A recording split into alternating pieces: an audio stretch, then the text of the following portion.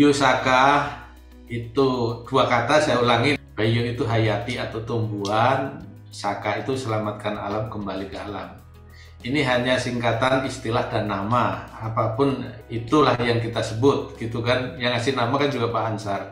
Kemudian yang kedua, Biosaka ini sudah dicatatkan di Kumham. Nah, ada nomornya itu di manual book, di panduannya.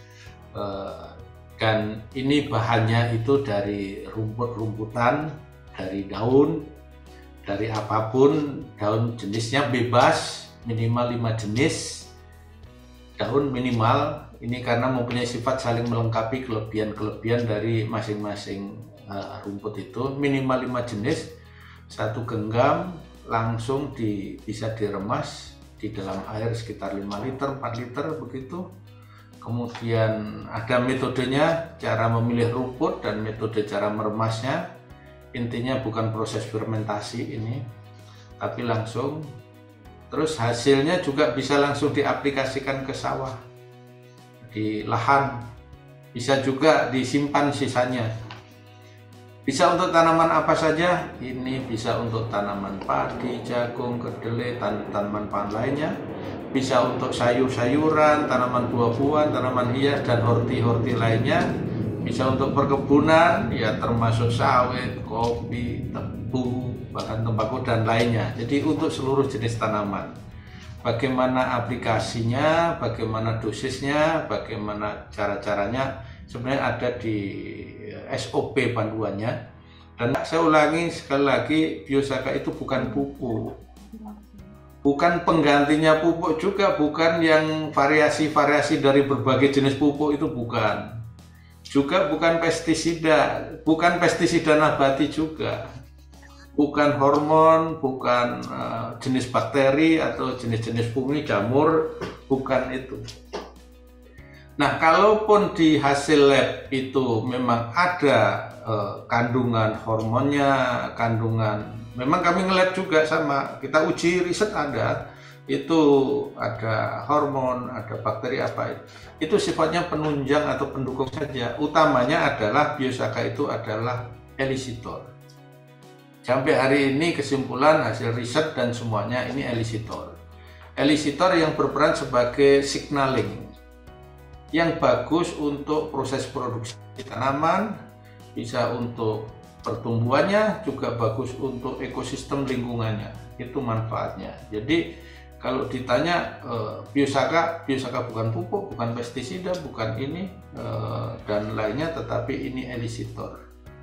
Nah, sampai sekarang itu berdasarkan apa? Ya kita riset juga, kita uji lab dan lain sebagainya. Sehingga apa yang sudah dilakukan uji di berbagai tempat dan berkali-kali kami uji kandungan hara makro mikronya. Sehingga kesimpulannya bukan pupuk, itu karena hasil uji lab kami. Kami cek juga kandungan hormonnya, kandungan bakteri, kandungan fungi, spora, ada semua. Kandungannya ada, memang tinggi juga bagus. Kemudian kami cek juga kandungan senyawa-senyawa fitokimianya, ada semua. Dan itu hasil lab semua di Saraswati Bogor. Jadi kalau hari ini juga ditanyakan, ini belum diuji-uji di lab-lab, sudah demplot di berbagai lokasi, sudah uji lab segala macam itu. Tetapi sekali lagi ini adalah elisitor, sehingga lebih tepat kalau didekati dengan ilmu sainsnya itu ilmu elisitor. Ada jurnal-jurnal banyak dan ini kan elisitor sudah lama. Kemudian ada, kita dekatin juga lebih tepat dengan ilmu epigenetik. Dan berikutnya didekati dengan ilmu kinesiologi. Nah, 3 ilmu inilah yang bisa lebih dekat untuk menjawab misteri apa itu Biosaka. Jadi ke arah kuantum. Karena istilah Biosaka dikira produk ini bio yang lain hampir sama, itu ada berbagai macam jenis bio yang beredar. Ini bukan itu. Jadi Biosaka itu bukan barang pabrikan, nggak bisa dibikin oleh mesin, tidak dibikin dengan alat-alat tumbuk, tidak. Tetapi ini barang bukan pabrikan, tidak dijual belikan, tetapi dibikin sendiri oleh petani. Bisa berkelompok, bisa petugas penyuluh, petugas lapangan, POPT, PBT, semua bikin juga bisa. Jadi ini buatan tangan manual. Nah, membuat dari tangan manual bisa berkelompok, lebih bagus berkelompok. Ini bukan sendiri dan tidak dijual belikan. Jadi ini pemberdayaan membuat sendiri. Bahkan ini juga bukan proyek, bukan. Inilah kreativitas membuat sendiri bermanfaat. Jadi manfaatnya apa? Manfaat yang pertama, tanah-tanah lahannya menjadi subur. Silakan praktekkan penasaran. Yang kedua, ini 0 rupiah gratis membuat sendiri. Sangat praktis, sederhana, tidak ada resiko bagi tanaman, tidak ada resiko bagi manusianya yang pro juga enggak. Kemudian yang ketiga itu hama penyakit menjadi minimal. Ini manfaatnya. Yang keempat, penggunaan pukim itu hemat. 40, 50, ada yang 70, ada 90% hematnya itu. Bervariasi tergantung keberanian petani saja. Ya rata-rata 30-50% pada melakukan itu, tergantung petani. Kemudian produksi lebih baik. Kalaupun produksinya nggak lebih baik, hampir sama atau karena iklim cuaca lebih rendah dikit, hitung-hitungan biaya tetap lebih hemat, ini tinggal lebih untung petani. Jadi manfaatnya ke arah itu, dan sudah banyak perkembangannya di banyak daerah, sudah banyak praktek-praktek ini. Di WA Group hampir semua kabupaten membuat WA Group untuk diskusi, share informasi terkait Biosaka. Di nasional juga ada WA Groupnya untuk diskusi, bahkan di medsos juga ada. Bahkan sampai hasil panennya, apa bedanya with and without Biosaka, sebelum dan sesudah juga terdokumentasi oleh petani sendiri semua, dan saya menyimak itu. Ini adalah pergerakan yang bagus dilakukan dan semakin masif. Karena apa? Ya petani merasakan manfaat dan buktinya itu. Yang berikutnya saya minta lebih intensif lagi, dan ini mampu menjelaskan kepada petani tentang bagaimana bertani yang berkelanjutan, bertani yang ramah lingkungan, bertani yang efisien di bidang inputnya. Dan ini mesti dilakukan secara bijak. Secara paralel perkembangannya adalah begini, yang selama ini diajarkan dan dilaksanakan oleh petani-petani se-Indonesia ini lebih dari 120 kabupaten, 200-an kabupaten ini ya sekarang sudah berkembang terus. Ini ada Biosaka yang jenis Elisitor Biosaka. Nah, sudah dilatih 80 orang pembina Biosaka atau sekelas master atau relawan lah begitu. Itu sudah bisa memproduksi grade kelas kualitas Biosaka yang level Elisitor Nuswantara Biosaka. Dan ini cara kualitasnya itu dimulai dari petaninya sendiri atau kitanya sendiri yang sudah harmoni atau koheren, yang potensi selnya sudah naik, sehingga bisa mampu memilih jenis-jenis rumput daun yang baik, yang sempurna. Kalau Pak Ansar bilang yang sehat paripurna. Nah itulah istilahnya, apapun silakan, pokoknya jenis rumput yang terbaik. Kalau terbaik itu ya bisa hidup di daerah yang ekstrim, yang sulit pun tetap hidup, tidak ada bolong-bolong, tidak ada jamur, tidak ada bercak-bercak, kuncup apanya tidak kusam dan seterusnya lah ciri-ciri itu. Dan itu yang kualitas baik. Kemudian walaupun jenis rumputnya bebas ya, kemudian cara meremas, cara bikinnya juga berbeda dengan yang lain, dan cepat lurus biasanya. Banyak kelebihan-kelebihannya itu. Nah, bahkan sampai sedetil itu, ukurannya itu tidak hanya homogen. Jadi ukuran sementara kan kualitas Biosaka itu sudah homogen atau belum. Ciri-ciri homogen itu dilihat visualnya adalah tidak ngendap, warna bagian atas, tengah, bawah itu sama, ada kayak berminyak begitu, kemudian ada lingkaran cincinnya, dibuka tidak ngegas, tidak endap, dan seterusnya. Nah itu kalau dibandingkan bisa ngecoh juga. Kenapa? Pakai larutan sirup, ya homogen juga. Kalau istilah homogen kan padahal bukan Biosaka. Pakai POC, ya homogen juga. Bahkan limbah lindi, limbah sampah itu ya homogen juga, tapi ukuran homogen yang Biosaka tidak itu. Nah, bagaimana dengan alat ukur TDS? Ya itu juga alat bantu untuk memudahkan saja, tapi bukan satu-satunya ukuran ngecek Biosaka. semakin tinggi angka TDS-nya semakin bagus. Nah, dengan alat TDS, ya betul itu. Nah, tapi ada juga per kasus itu dengan TDS yang rendah pun kualitasnya udah bagus. Ada juga begitu kebalikannya kan. Nah, ada juga ukurannya itu sebenarnya di atasnya homogen itu harmoni atau koheren.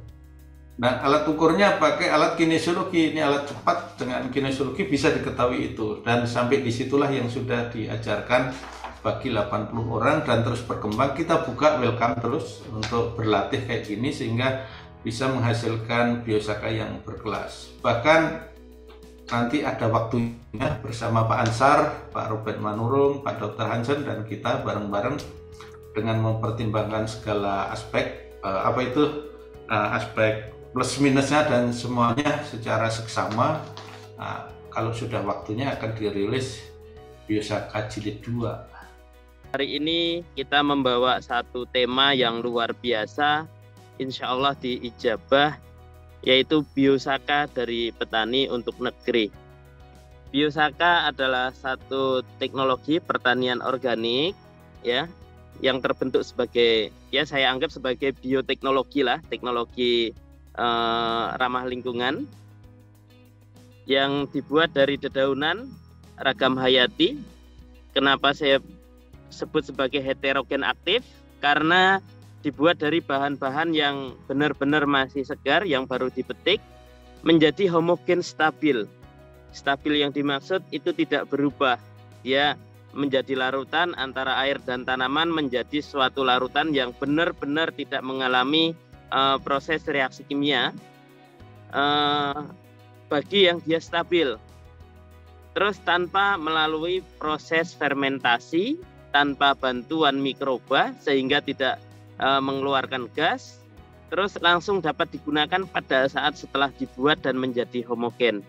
Biosaka sebagai elisitor yang dibuat dari rumput, mengapa bisa membuat tanaman subur meskipun tanpa diberi pupuk, walaupun itu pupuk organik? Karena memang pada dasarnya tanah Katulistiwa ini subur. Nah, ini yang harus kita juga kuatkan.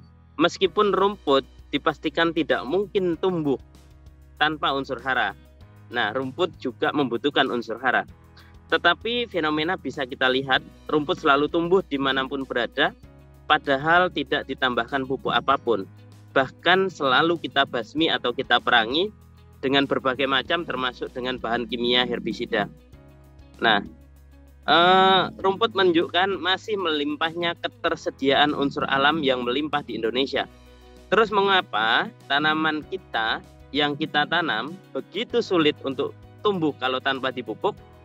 Jadi kemungkinan besar karena memang kemampuan adaptasi yang lemah, sehingga memang dibutuhkan elisitor dari rumput agar bisa mampu beradaptasi sebaik rumput. Nah, ini ada satu catatan ya, tanah kita itu subur, buktinya rumput selalu tumbuh setiap saat dimanapun. Terus semua makhluk yang punya akar, batang, daun tidak mungkin tumbuh tanpa unsur hara. Nah, artinya meskipun dibutuhkan pupuk kimia, bukan sebagai yang utama Bapak Ibu semuanya, itu hanya untuk mengoptimalkan produksi, bukan sebagai bahan baku utama. Sehingga saya berharap dengan mengurangnya jumlah pupuk di lapangan atau mahalnya harga pupuk di pasaran tidak membuat para petani panik dengan bantuan Biosaka. Ini yang membuat Biosaka begitu mudah karena tidak membutuhkan keahlian khusus dan alat khusus, tidak butuh teknologi yang canggih.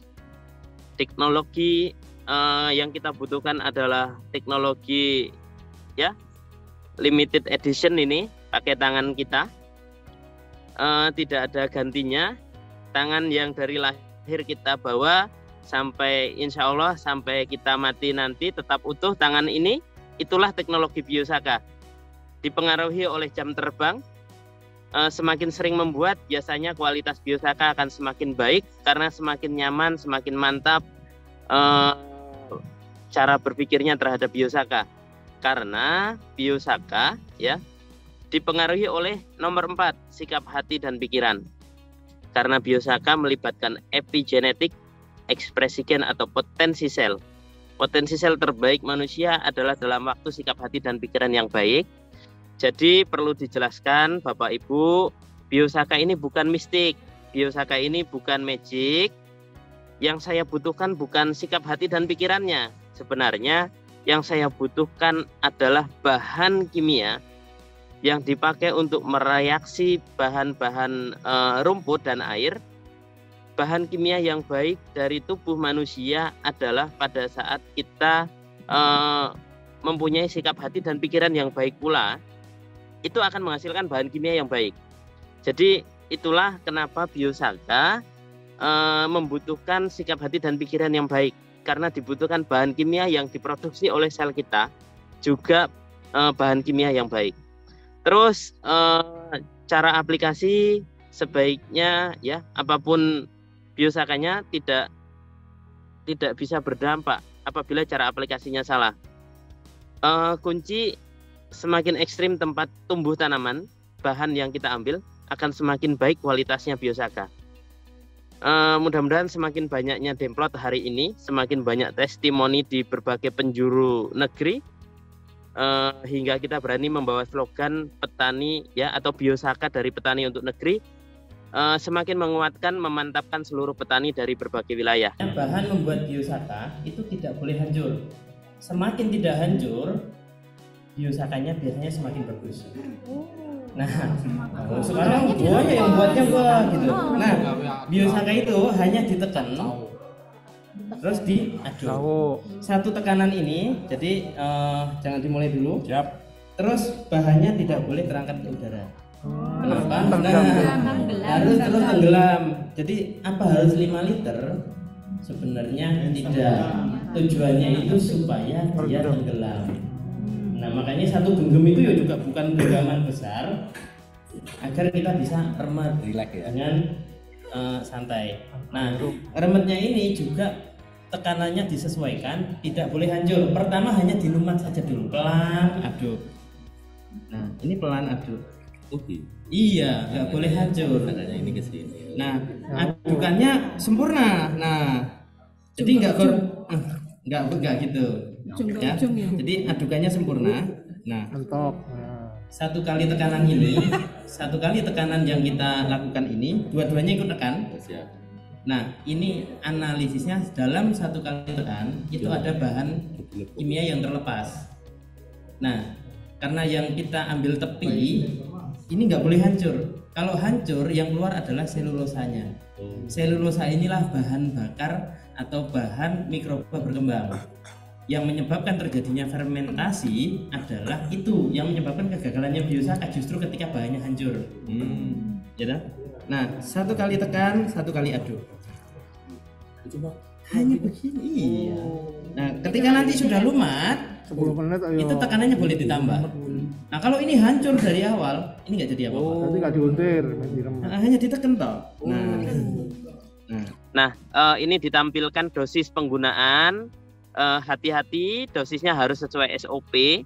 Kalau petani pemula mungkin menggunakan biosaka banyak, itu tidak masalah. Tetapi kalau biosakanya sudah kualitas bagus, itu mohon sesuai dengan dosis yang tertera.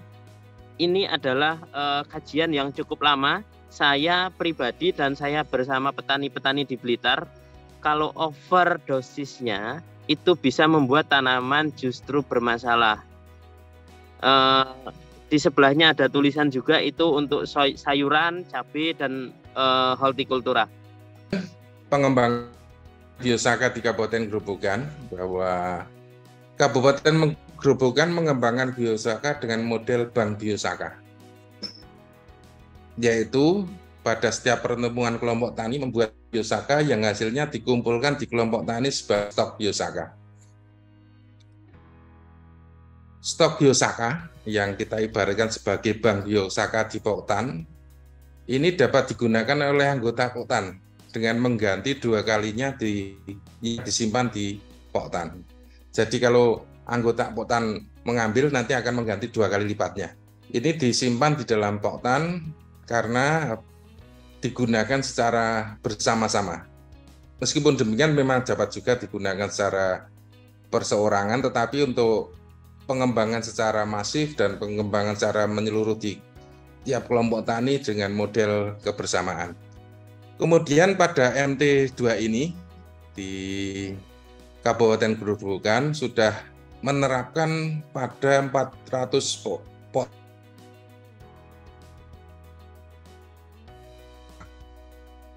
dengan plot seluas 3.490 hektar. Sehingga memang ini kita secara bertahap mengembangkan terus-menerus dan kita model mengembangkan per kelompok tani sehingga nanti harapannya bahwa biosaka ini akan menjadi suatu kultur atau budaya yang di mana petani akan membudayakan menggunakan biosaka pada setiap usaha taninya. Seperti kita ketahui bahwa kelompok tani ini memang basis pengembangan biosaka. Kita berharap bahwa semua kelompok tani di Kabupaten Grobogan memang kita sasarannya. Nanti pada MT3 kita akan menggunakan lebih luas lagi dan tahun berikutnya juga akan kita kembangkan terus-menerus. Kemudian hasil demplot yang ada di Kabupaten Grobogan bahwa rata-rata penyemprotan dilakukan 7 sampai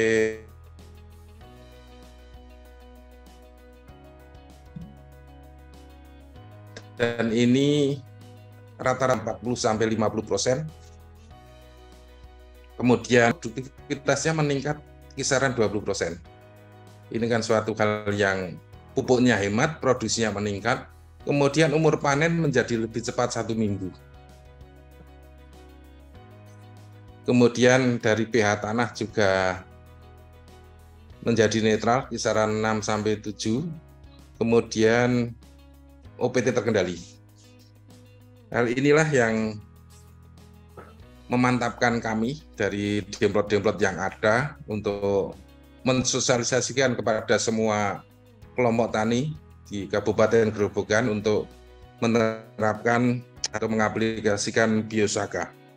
Biosaka yang kemudian dibuat oleh petani, kemudian kita bawa ke lab, ya, lab uji namanya LCMS, Liquid Chromatography Mass Spectrometry. Ya. Kita uji, kemudian setelah diuji keluar hasilnya. Ini dari Balai Besar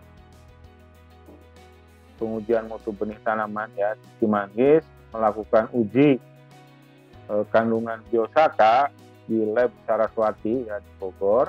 Kemudian dari situ jelas bahwa di dalam kandungan biosaka itu ada yang tadi kita sebutkan di awal, ada alkaloid, ada flavonoid, ada terpenoid. Dan tentu saja kandungan-kandungan itulah yang kemudian tentu saja tadi memberikan efek yang manfaat yang bagus bagi tanaman.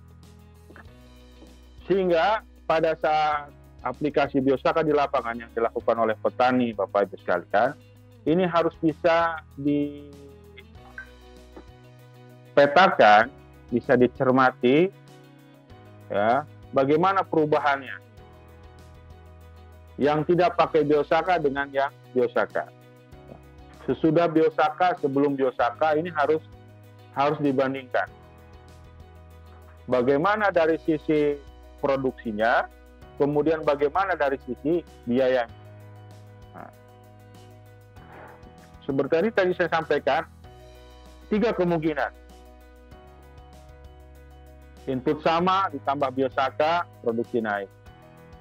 Inputnya dikurangi ditambah biosaka, biayanya hemat. Nah, input dikurangi ditambah biosaka, biaya hemat, produksinya naik. Nah itu itu yang kemudian harus bisa didokumentasikan dengan baik di lapangan. Demplot sederhana bisa dilakukan oleh petani, saya kira, dengan membandingkan antara yang menggunakan biosaka dan tidak biosaka. Itu sangat mudah sekali. Pembuatan biosakanya kan juga tidak berbiaya, jadi bukan sesuatu hal yang sulit. Nah, kalau yang kemudian penelitian yang kemudian lebih rumit, ya, dengan kaidah-kaidah penelitian secara khusus, itu tentu saja bukan di ranahnya petani, begitu ya, tetapi nanti sekarang ini para perguruan tinggi sudah bergerak, ya, para peneliti bergerak untuk kemudian melakukan penelitian lebih lanjut terkait dengan biosaka ini. Bagi petani, yang kemudian kami selalu berinteraksi dengan petani, bahwa mereka sudah bisa membuat sesuai SOP, mereka aplikasi sesuai SOP, dan mereka sudah rasakan manfaatnya, bagi mereka itu sudah cukup. Ini sebagai contoh misalnya, di Blitar, ya, di Desa Tegalrejo, Kecamatan Celopuro, Kabupaten Blitar. Nah, ini kita bisa lihat bersama-sama bahwa dengan menggunakan biosaka, dianalisis sebelum dan sesudah menggunakan biosaka ini berpengaruh di dalam hal tadi itu, input sarana produksinya menjadi berkurang. Ya. Kemudian produktivitasnya juga ada peningkatan. Nah, jadi di Blitar ini dua-duanya dapat. Ya, dua-duanya dapat. Input sarana produksi berkurang, pendapatannya naik. Kami sebagai petani mengucapkan terima kasih kepada Pak Ansar yang dulunya saya kenal Pak Ansar mulai tahun 2019 akhir saya kenal Pak Ansar dan saya dikenalin biosaka, ya, dan saya langsung aplikasinya ke tanaman padi, jagung, dan cabai. Karena saya pada waktu itu kenalnya biosaka itu masih baru, kayaknya saya sudah kayak nggak percaya. Masa aplikasinya harus ngabut, jadi saya aplikasi seperti biasa. Pada waktu itu saya aplikasi di cabai, seperti aplikasi pestisida lainnya. Tapi ternyata cabai saya itu enggak buah sama sekali. Dan yang padi itu saya langsung aplikasi ngabut, tapi enggak pakai pupuk sama sekali. Dan pada waktu itu awal 2020 saya panen dan ubinan dapat 5,4 kg per 6 meter 25 meter persegi, ya. Dan ini sampai sekarang saya terus memakai biosaka, tapi biosaka pada waktu tahun 2020 itu masih biosaka buatan dari Pak Ansar, bukan buatan saya sendiri. Tapi sekarang sudah mulai bisa membuat biosaka sendiri, dan teman-teman khususnya di Kabupaten Blitar yang ada di Kademangan itu semuanya sudah bisa membuat biosaka sendiri-sendiri. Jadi kalau di Blitar itu kalau untuk memamerkan tanaman ini bagus, itu kayaknya Blitar kan kelahiran biosaka. Jadi kalau ngomongin tanaman yang bagus itu kayaknya sudah kedaluarsa. Kalau di Blitar sekarang ngomongnya panennya kalau aplikasi biosaka itu lebih cepat, dan randemen di biosaka itu yang aplikasi biosaka itu randemennya bisa 67 sampai 70 kg per kintal gabah kering giling. Tapi sebelumnya pada waktu memakai pupuk kimia atau pestisida buatan pabrikan itu biasanya 62 sampai 65 itu paling bagus. Dan inilah sebagai solusi petani untuk menghemat biaya petani sebagai untuk meringankan beban petani bisa mandiri. Bahkan sekarang nggak pakai pupuk sama sekali pun tanaman bisa panen bagus. Kalau panen itu sudah bagus dan berasnya itu bagus ya. Biasanya beras ya kalau dimasak itu, kalau yang pakai pupuk kimia itu sekarang dimasak besok aja sudah basi. Tapi yang pakai Biosaka itu biasanya berasnya itu kalau dimasak sampai 3 hari itu nggak basi. Itulah kelebihan-kelebihan dari Biosaka.